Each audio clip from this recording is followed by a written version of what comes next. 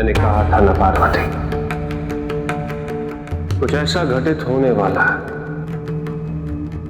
जो राजा दशरथ के पुत्र मुख को उसके परिणाम तक ले जाएगा।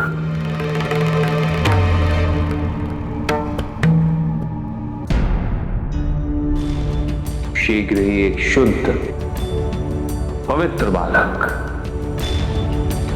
राजा दशरथ के पुत्र मुख को उसके परिणाम तक ले जाएगा। तो उसका समय आ गया है। उनके समक्ष विकल्प प्रस्तुत करना मेरा दायित्व है। विकल्प का चयन करना उनका अधिकार।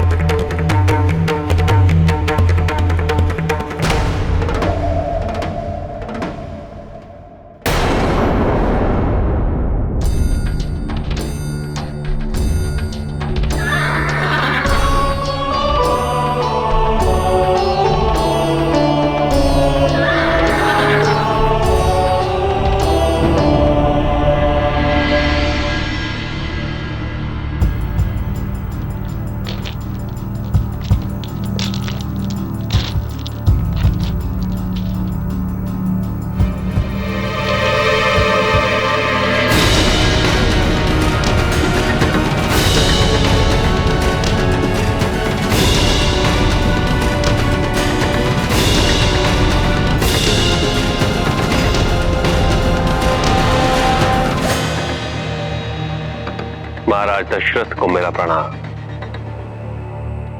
मैं विराट हूं। आपका रथ देखा तो सोचा कि आपके दर्शन कर।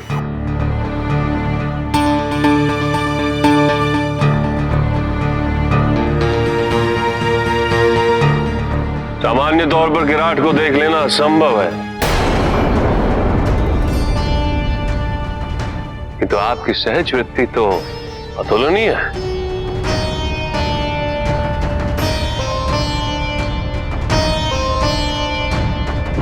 मेरी सहज वृत्ति इतनी तीक्ष्ण है कि मैं इसके आधार पर शब्द भेदी बाण चला सकता हूं।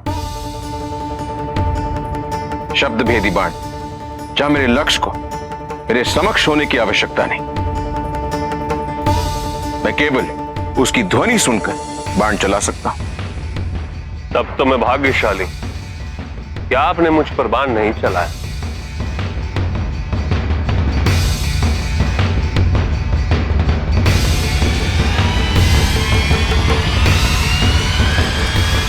आपसे एक प्रश्न पूछूं?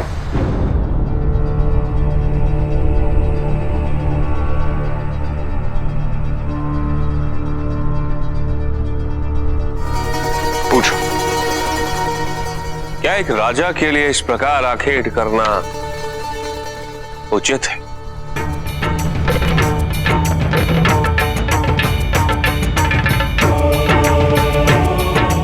एक आर्किटेक्ट दूसरे आर्किटेक्ट से ऐसा प्रश्न कैसे पूछ सकता है?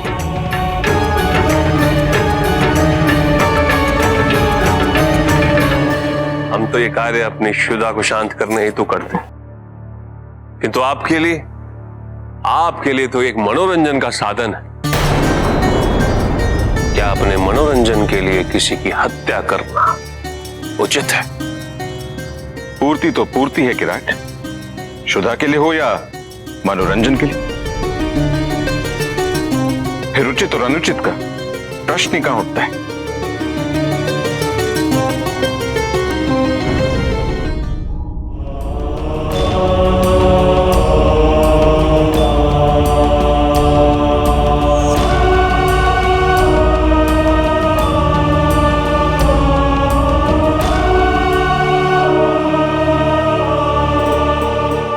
रुको पुत्री,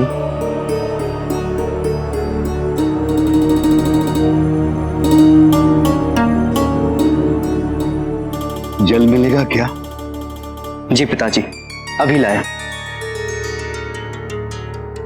पुत्र श्रवण, तुम इतना कष्ट उठाकर हमें तीर्थ यात्रा पर लेके जा रहे हो। तुम्हारे जैसा आज्ञाकारी पुत्र ईश्वर सबको दे। माता पिता की सेवा करने में भी कोई कष्ट होता है मां, ये तो मेरे लिए अत्यंत सौभाग्य की बात है। मैं आप दोनों के लिए जल शीघ्र लाया। शीघ्र आना पुत्र।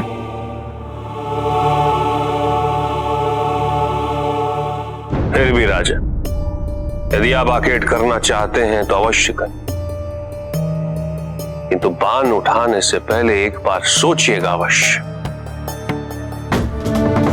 आपका यह निर्णय अत्यंत महत्वपूर्ण होगा।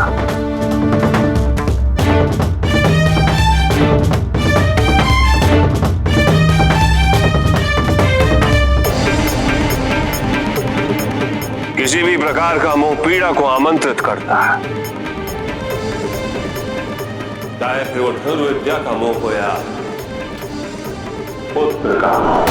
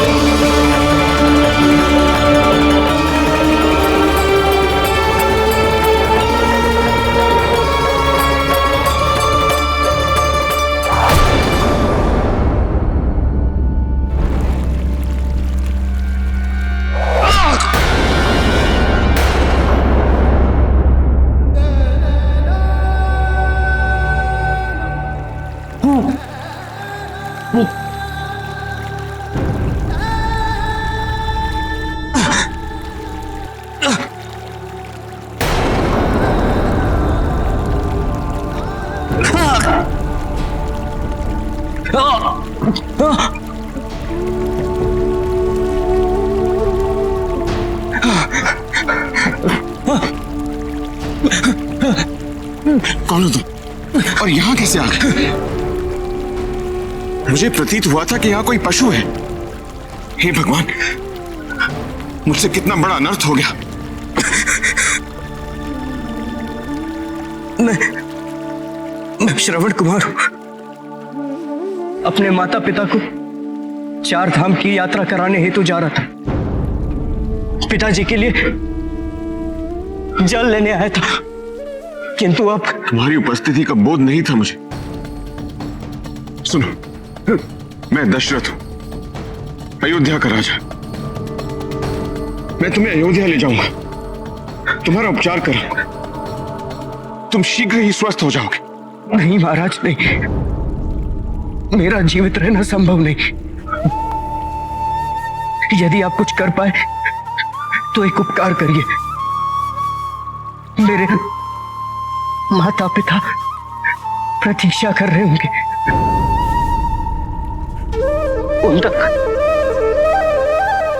उन तक ये जल पहुंचा दीजिएगा।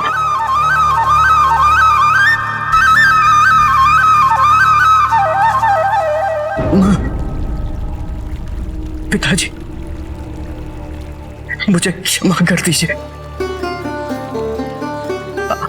आपका ये अभागा पुत्र आपकी इच्छा पूरी न कर सका। क्षमा कर दो श्रवण।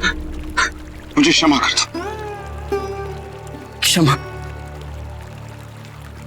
मेरे माता पिता ही आपको क्षमा कर सकते हैं राजन।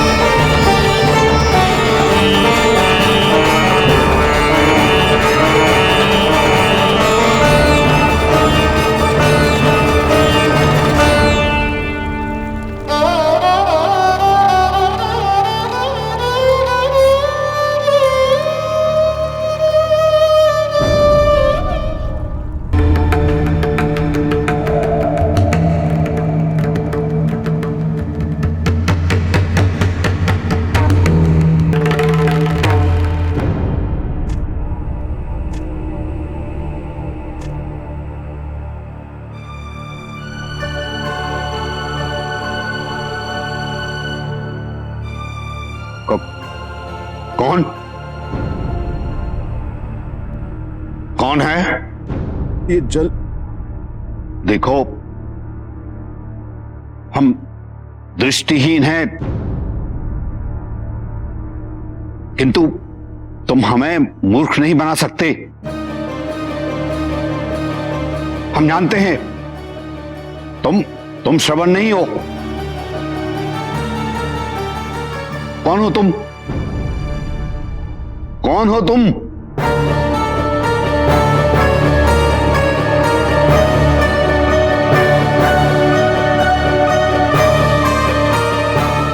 अयोध्या नरेश दशरथ।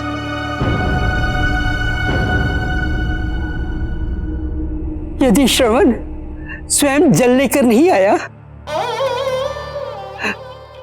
तो नीचे कोई उस पर संकट आया हुआ, आहत हुआ है, या फिर नहीं। मेरे पुत्र के स्थान पर तुम आए हो? आखिर कारण क्या है? बोलो राजन, बोलो। तुम चुप क्यों हो? कहाँ है मेरा पुत्र? बताओ राजन। राजन कहाँ है मेरा श्रवण? बताओ। श्रवण ने देह त्याग दिया। नहीं हो सकता।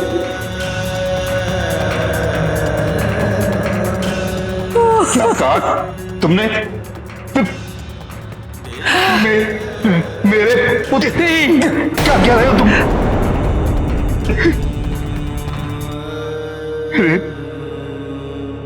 मेरे पुत्र की मृत्यु कैसे हुई? एक बाण से।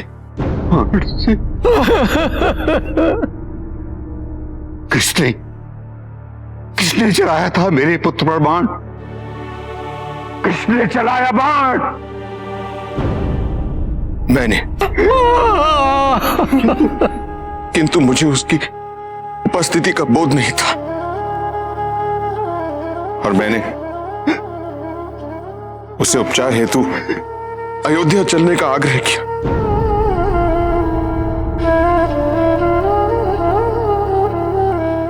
किंतु मेरे पुत्र के अंतिम शब्द क्या थे? क्या कहा मेरे पुत्र ने?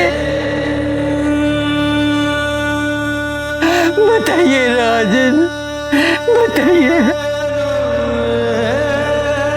आप दोनों से प्रार्थना की कि आप दोनों उसे क्षमा कर दें। चार धाम की यात्रा पूरी नहीं करा सका। उसी जल आप तक पहुंचाने का निवेदन किया। पुत्र,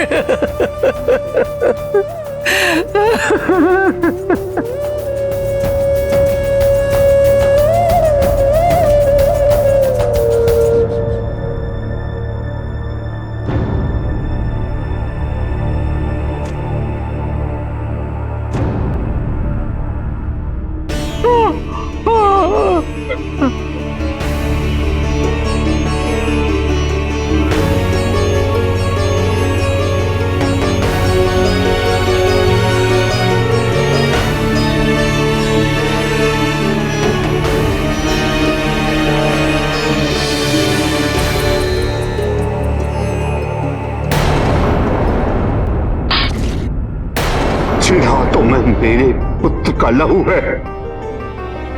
तुम्हारे इन हाथों से हम जल ग्रहण करेंगे, ये तुम सोच भी कैसे सकते हो? सोच भी। हमें तुम्हारी सहानुभूति नहीं चाहिए, हमें हमारा पुत्र चाहिए, हमारा श्रवण। अरे तुम तो राजा हो, तुम्हारे लिए क्या असंभव है? मुझे मेरा पुत्र वापस कर दो दशरथ, मुझे मेरा पुत्र वापस कर दो। लौटा दो मुझे मेरा श्रवण।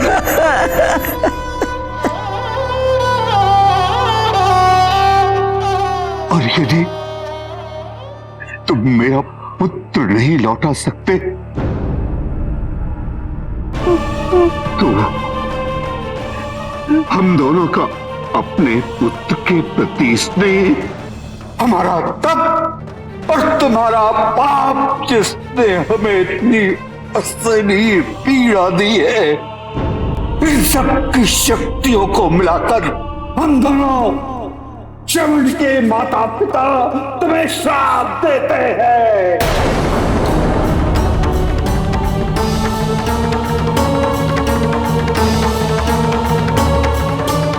जिस तरह हम अपने प्रिय पुत्र के बिना जीवित नहीं रह सकेंगे, वैसे तुम भी अपने प्रिय पुत्र के वियोग में प्राणों को त्यागोगे और ये सारा संसार इस बात का साक्षी होगा।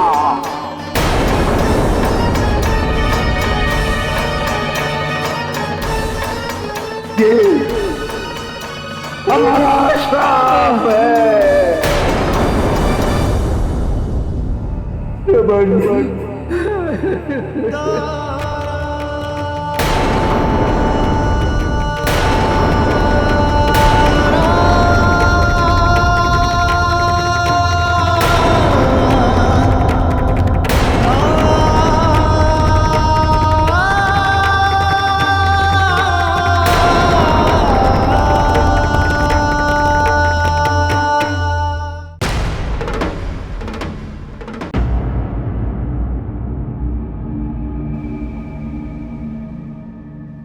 क्या हो रहा होगा उस वन में?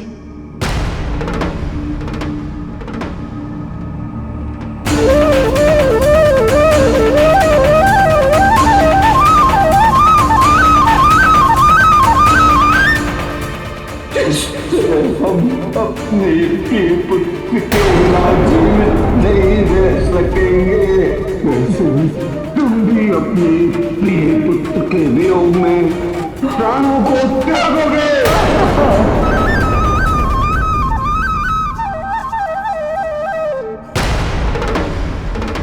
आखेट करने आए राजा दशरथ,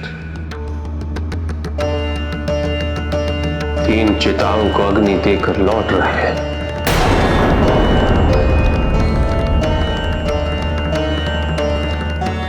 उन्हें यह भय है कि श्रवण कुमार के माता पिता द्वारा दिया गया श्राप कहीं सत्य ना हो जाए।